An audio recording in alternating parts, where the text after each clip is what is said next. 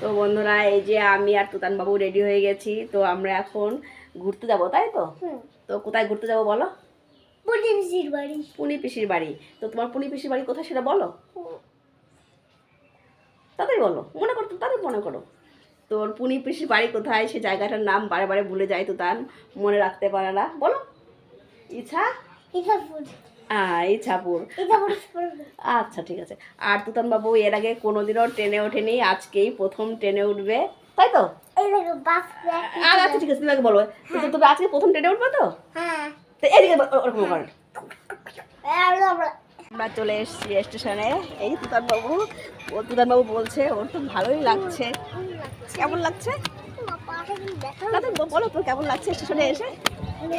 এদিকে দেখে বলো। আর সবার উপরে দিয়েছি। তুমি সবার উপরে উঠে গেছো?